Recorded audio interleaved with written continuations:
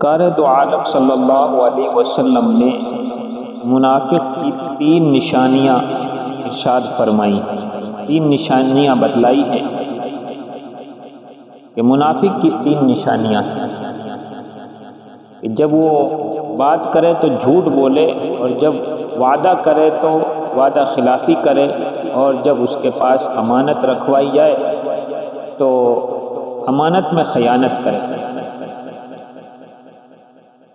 تو یہ 3 نشانیاں نبی علیہ الصلوۃ والسلام نے منافق کی ارشاد فرمائی۔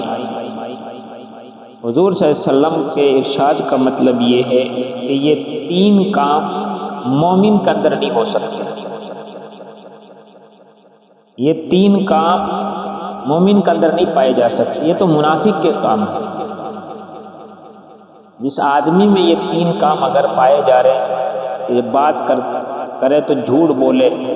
وعدہ خلافی کرے، اور اسی طریقے سے امانت میں خیانت کرے، تو وہ صحیح معنی میں مسلمان اور مومن کہلانے کا مستحق نہیں، کیونکہ حضور صلی اللہ علیہ وسلم نے یہ 3 نشانیاں تو منافق کی نشانیاں بتائی کہ یہ 3 کام مومن نہیں کر سکتا، یہ 3 کام مسلمان نہیں کر سکتا، یہ تو منافق کر سکتا ہے، یہ تو منافق کا کام ہے، مومن کا کام نہیں۔ اور ایک دوسری جگہ حضور صلی اللہ علیہ وسلم نے ارشاد فرمایا، لا ایمان لمن لا امانت له، جس کے اندر امانت نہیں اس کے اندر ایمان بھی نہیں۔ گویا ایمان کا لازمی تقاضا ہے کہ آدمی امین ہو، امانت دار ہو، امانت میں خیانت نہ کرتا ہو، یہ مومن کی نشانی ہے۔ یہ ایمان کا تقاضا ہے کہ آدمی امانت دار ہو۔ تو ہم نے امانت کا مفہوم بہت محدود سمجھ رکھا ہے۔ ہمارے ذہنوں میں امانت کا صرف اتنا تصور ہے کہ کوئی شخص پیسے لے کر آئے اور وہ یہ کہے کہ یہ پیسے آپ بطور امانت اپنے پاس رکھ لیجئے، جب ضرورت ہوگی اس وقت میں آپ سے واپس لے لوں گا، تو یہ امانت ہے۔ اور اگر کوئی شخص امانت میں خیانت کرتے ہوئے ان پیسوں کو استعمال کر لے، اپنے کام میں خرچ کر لے، یا پھر جیسے وہ امانت رکھوانے والا آدمی اپنے پیسے واپس مانگنے آیا تو یہ دینے سے انکار کر دے، تو یہ خیانت ہے۔ تو ہمارے ذہنوں میں امانت اور خیانت کا بس اتنا ہی تصور ہے، اس سے آگے نہیں ہے۔ بے شک یہ بھی امانت میں خیانت کا ایک حصہ ہے، لیکن قرآن و حدیث کی اصطلاح میں امانت اس حد تک محدود نہیں، بلکہ امانت کا مفہوم بہت وسیع ہے، اور بہت ساری چیزیں امانت میں داخل ہے جن کے بارے میں اکثر و بیشتر ہمارے ذہنوں میں یہ خیال بھی نہیں آتا کہ یہ بھی امانت ہے، اور اس کے ساتھ امانت جیسا سلوک کرنا چاہیے۔ جیسے کہ اللہ رب العزت کا ارشاد ہے، اِنَّا عَرَضْنَا الْأَمَانَةَ عَلَى السَّمَاوَاتِ وَالْأَرْضِ وَالْجِبَالِ فَأَبَيْنَ أَن يَحْمِلْنَهَا وَأَشْفَقْنَ مِنْهَا وَحَمَلَهَا الْإِنسَانُ إِنَّهُ كَانَ ظَلُومًا جَهُولًا، یعنی ہم نے زمین پر امانت پیش کی اور اس سے پوچھا کہ تم اس امانت کے بوجھ کو اٹھاؤ گی،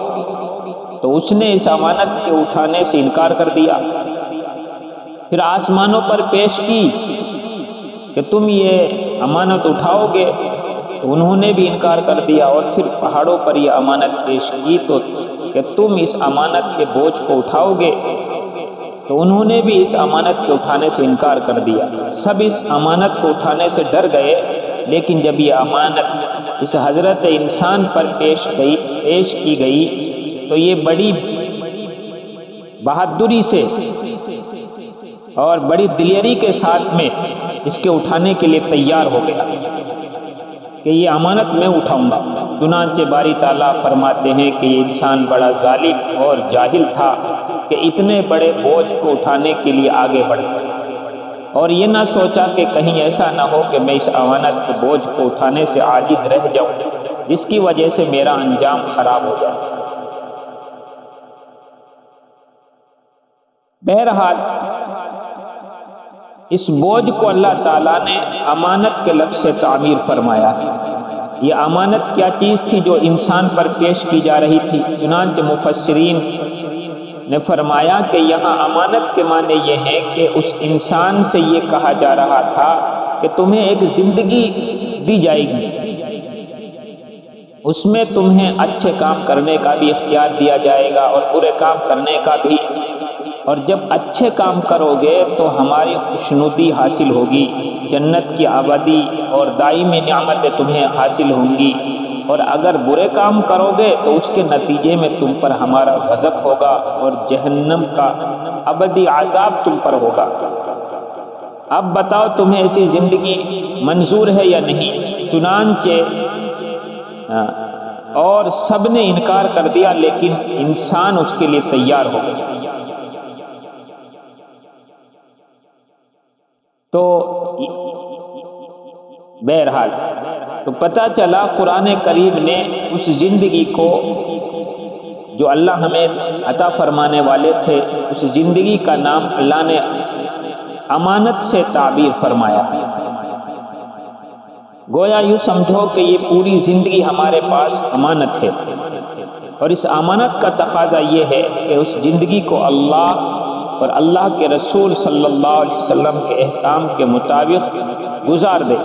لہذا سب سے بڑی امانت جو ہر انسان کے پاس ہے، جس سے کوئی انسان بھی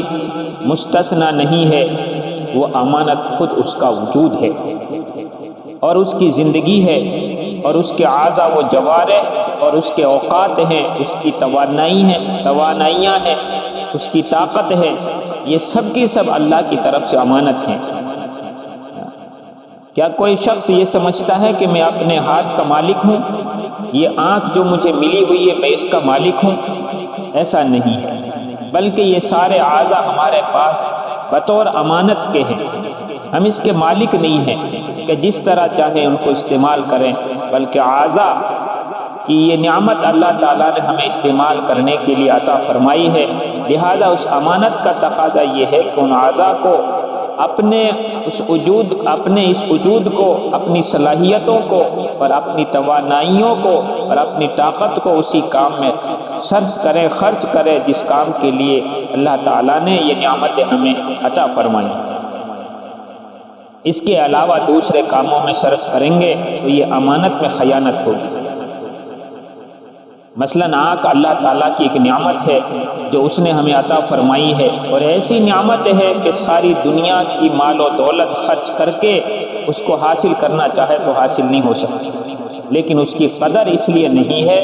کہ یہ پیدائش کے وقت سے یہ سرکاری مشین لگی ہوئی ہے اور کام کر رہی ہے، اس کے حاصل کرنے میں نہ تو کوئی ہم نے پیسہ خرچ کیا اور نہ کوئی محنت کری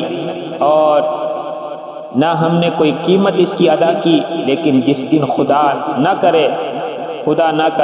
کہ اس آنکھ کی بینائی پر ادنا سا نقص آ جائے اور اس بات کا اندیشہ ہو کہ کہیں میری بینائی نہ چلی جائے، میری آنکھ خراب نہ ہو جائے، تو اس وقت اس نعمت کی قدر اور قیمت معلوم ہوگی۔ اس وقت آدمی ساری دولت اس آنکھ کی بینائی کے لیے خرچ کرنے کے لیے تیار ہو جائے گا، اور یہ ایسی سرکاری مشین ہے کہ نہ اس کی سروس کی ضرورت ہے اور نہ اس کا ماہانہ خرچہ ہے، نہ ٹیکس ہے، نہ کرایہ ہے، بلکہ مفت میں ملی ہوئی ہے۔ لیکن یہ مشین اللہ تعالیٰ نے ہمیں بطور امانت کے دی ہے، اور یہ فرما دیا کہ اس مشین کا استعمال کرو، اس کے ذریعے سے دنیا کو دیکھو، دنیا کا نظارہ کرو، دنیا کے مناظر سے لطف اٹھاؤ، سب کچھ کرو، لیکن صرف چند چیزوں کو دیکھنے سے منع کر دیا کہ اس سرکاری مشین کو ان کاموں میں استعمال نہ کرنا۔ مثلاً حکم دے دیا کہ اس کے ذریعے سے نامحرم پر نگاہ نہ ڈالنا۔ اب اگر اس کے ذریعے ہم نے نامحرم کی طرف نگاہ ڈالی تو یہ اللہ کی امانت میں خیانت ہے،